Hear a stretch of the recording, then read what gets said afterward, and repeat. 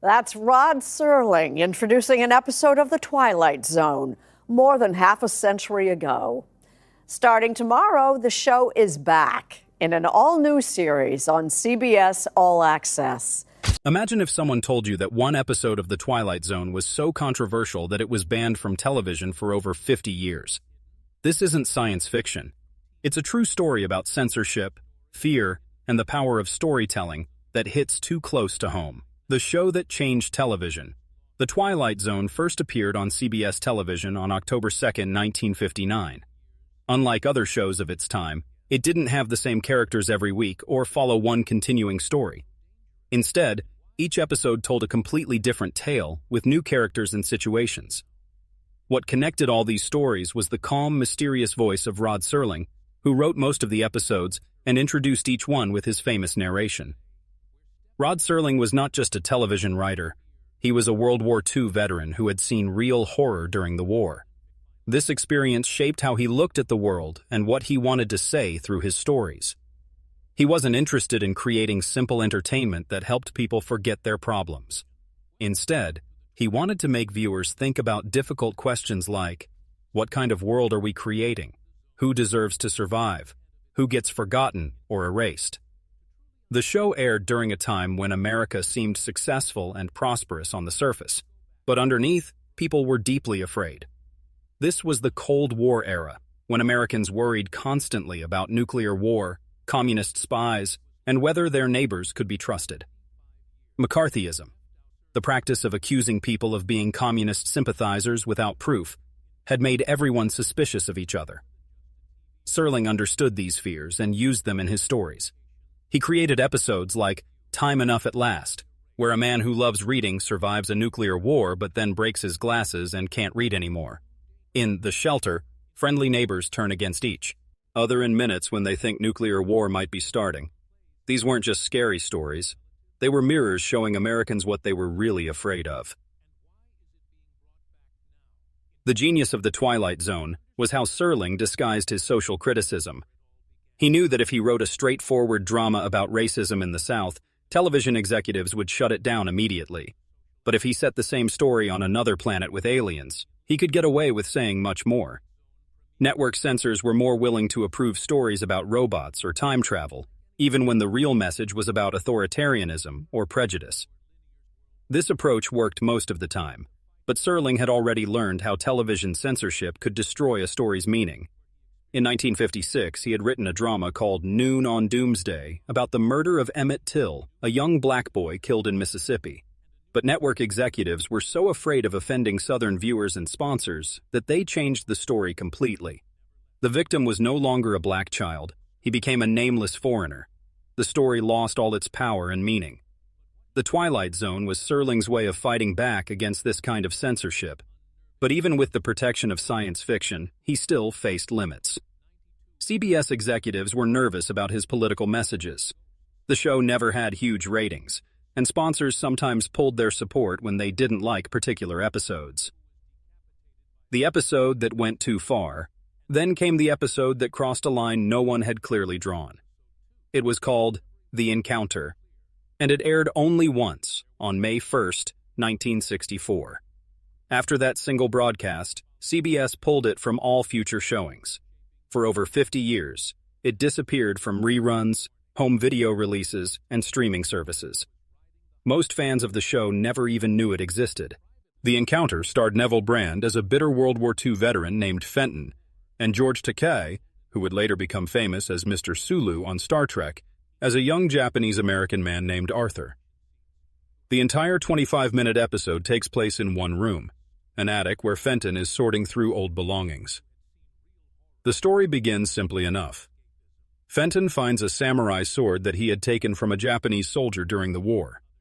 When Arthur arrives looking for work, Fenton offers him a beer, and they start talking.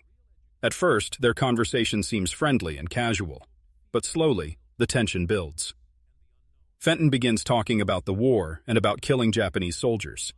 Arthur tries to keep things peaceful, but something seems wrong with him. He stares at the sword strangely and repeats certain phrases with odd intensity. Then he reveals something shocking. His real name is Taro, and he claims his father was a spy who helped plan the attack on Pearl Harbor. From this point, the episode becomes increasingly uncomfortable. Fenton grows paranoid, suspecting that Arthur has come to his house seeking revenge. Arthur becomes more unstable, suggesting that the sword has some kind of supernatural power that wants blood. Neither man is willing to leave the attic, and both are carrying decades of psychological damage from the war. There are no monsters in this episode, no aliens, no time travel. Just two men trapped in a room with their own trauma and hatred. The story ends in violence, leaving viewers with no easy answers or clear heroes. Why it was banned.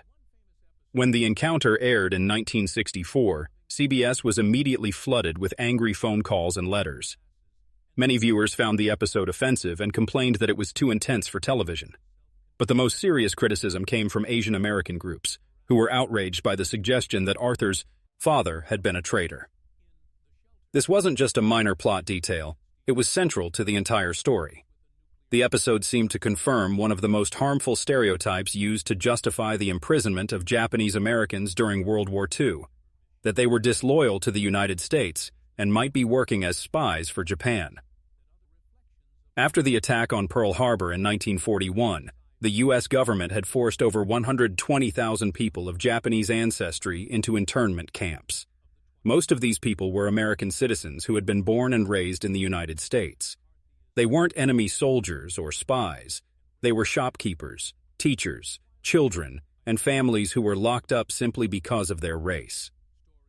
The government had justified this mass imprisonment by claiming it was necessary for national security, suggesting that Japanese Americans might be disloyal or might help Japan attack America. But there was never any real evidence of widespread disloyalty or espionage. The internment was based entirely on fear and racial prejudice. By 1964, when The Encounter aired, the U.S. government had still not acknowledged that the internment was wrong. The official story was still that it had been a necessary wartime precaution. To broadcast an episode where a Japanese-American character seemed to confirm that his father really had been a spy felt dangerous and inflammatory. But the critics who demanded the episode be banned missed something important. The Encounter wasn't trying to justify the internment or promote anti-Asian racism. It was actually a much more complex story about how war damages everyone involved. The real message. When you look closely at The Encounter, neither character is presented as simply good or evil. Fenton, the white veteran, isn't portrayed as a hero. He's clearly unstable and possibly dangerous. During their conversation, he admits that he may have killed an unarmed Japanese soldier in cold blood and taken the sword as a trophy. He's haunted not just by the war, but by what the war turned him into. Arthur isn't presented as a clear victim either. His confession about his father is filled with uncertainty. Is it actually true? Is it something he was told as a child and came to believe? Or is he confronting Fenton with this story as a way of expressing what it felt like to grow up in a country that imprisoned his family and then expected him to be grateful? Even the sword that Arthur claims has supernatural powers could be understood in different ways. Maybe it really is haunted, or maybe it's just a symbol of the violence that gets passed down from one generation to the next. Rod Serling deliberately left these questions unanswered, and that was exactly what made viewers so uncomfortable. In 1964, most television shows offered clear moral lessons with obvious heroes and villains. The Encounter refused to do that. Instead, it forced viewers to sit with complexity and contradiction. The episode was really about something much deeper than wartime loyalty or espionage. It was about trauma, how violence damages people in ways that last for decades, how guilt and anger get passed down like family heirlooms, and how people who have been hurt often end up hurting others. The personal connection. What made The Encounter even more powerful was that George Takei had lived through the very experience his character described. As a 5-year-old child, Takei and his family had been taken from their home in Los Angeles and sent to an internment camp in Arkansas. He remembered Sestios, old ears pointing guns at him. He remembered his father trying to protect him from understanding why they were being imprisoned. This experience shaped Takei's entire life. He became an outspoken advocate for civil rights and worked tirelessly to ensure that the history of Japanese-American internment would not be forgotten. So when he played Arthur in The Encounter, he wasn't just acting. He was drawing on his own memories of injustice and trauma. This makes his character's confession about his father even more complicated. In the episode, Arthur doesn't just remember the internment. He seems to suggest that maybe it was partly justified because his father really was disloyal. Whether this is true or not, the damage is done. The character becomes a symbol of inherited guilt that can never be washed away. Why it matters today. The Encounter was eventually shown again in 2016, when the Sci-Fi Channel aired it as part of a complete Twilight Zone marathon. After being hidden for over 50 years, it was finally available for new audiences to see and judge for themselves. Many viewers were shocked by how relevant the episode still felt.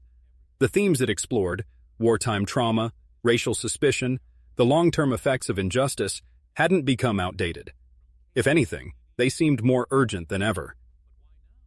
In recent years, there has been a documented rise in hate crimes against Asian Americans, particularly during the COVID-19 pandemic. People have been blamed, harassed, and attacked simply because they were perceived as foreign. American citizens born and raised in the United States have been told to go back to China. Elderly people have been shoved and killed on the street. Just like during World War II, fear and misinformation have been used to justify this hatred. In this context, the Encounter doesn't feel like a relic from the past. It feels frighteningly current. The relationship between Arthur and Fenton in the episode serves as a blueprint for how racial trauma works. Fenton's paranoia mirrors the suspicion that many Americans still direct toward immigrants, or anyone they see as other. Arthur's internalized shame reflects the guilt and anger that marginalized people are often forced to carry, not just because of what happened to them, but because of how they're expected to feel about it. The attic where the two men are trapped becomes a symbol of America's larger attic, full of things we haven't dealt with, memories we've tried to hide, problems that come back when we least expect them. The broader pattern of censorship. The Encounter wasn't the only Twilight Zone episode to disappear from television. Several others were also removed from syndication over the years, usually because of legal disputes or sponsor complaints. Miniature, starring Robert Duvall, was pulled because of a copyright dispute. A short drink from a certain fountain was removed due to plagiarism claims. Sounds and Silences was banned after a viewer sued, claiming the story defamed him. An occurrence at Owl Creek Bridge, which was actually a French film that CBS aired as a special episode, could only be shown once due to licensing restrictions. What connected all these lost episodes was the question of control. Who gets to decide what stories are remembered? Who gets to decide what stories are buried? Rod Serling spent his entire career fighting these battles. He was constantly frustrated by having to rewrite scripts, tone down political messages, and disguise social criticism just to get his work on the air. He once said that his job as a writer had become the art of self-censorship. When The Twilight Zone was originally airing, Serling had some power to fight for his vision. But once the show ended and the episodes entered syndication, they became subject to a different system, one controlled by local stations, advertisers, and distributors who had no tolerance for controversy, legal complications, or anything that might hurt their profits. The modern legacy. Today, we're still having the same debates about censorship and artistic freedom, just with different language. Instead of talking about syndication and sponsors, we discuss streaming platforms, brand safety, and content warnings. But the central question remains, what makes a piece of art too risky to show, and who gets to make that decision? The Twilight Zone has experienced a revival in recent years. Jordan Peele produced a new version of the series in 2019, bringing modern production values and contemporary social issues to Serling's format. While the reviews were mixed, it rekindled public interest in the original show's legacy. The influence of The Twilight Zone can be seen clearly in modern television. Shows like Black Mirror and Severance follow Serling's model. Take something familiar, distort it slightly, and force viewers to confront uncomfortable truths about society and human nature. In this context, The Encounter is no longer seen as too controversial to broadcast. Instead, it's understood as a necessary story, raw and difficult, but honest about the lasting effects of war and racism. Conclusion. The story of The Encounter is ultimately about more than just one banned television episode. It's about the power of storytelling to make us uncomfortable, to force us to question our assumptions, and to confront truths we'd rather ignore. Rod Serling's genius wasn't in providing easy answers or simple moral lessons. It was in creating stories that made viewers ask better questions. What if the enemy looks like your neighbor? What if your hero isn't really heroic? What if justice isn't about winning, but about admitting you were wrong? When The Encounter was pulled from television in 1964, viewers lost the chance to wrestle with these difficult questions. They lost the opportunity to think about intergenerational trauma, moral complexity, and the long shadows cast by historical injustice.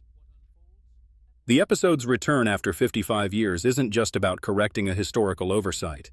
It's a reminder of what art can accomplish when it isn't afraid to offend or disturb. It shows us what happens when we allow stories to reflect the full complexity of human experience instead of flattening it into simple categories of good and evil. The Encounter dares us to look at our worst instincts and understand where they come from. It challenges us to recognize that trauma doesn't follow neat timelines or resolve easily. It forces us to admit that sometimes there are no heroes in a story, only people shaped by forces beyond their control, trying to make sense of damage that was done long before they were born. In our current moment, when debates about history, memory, and responsibility continue to divide communities, The Encounter offers no solutions. But it does something perhaps more valuable. It reminds us that the most important conversations are often the most uncomfortable ones, and that stories have the power to help us have those conversations, if we're brave enough to listen.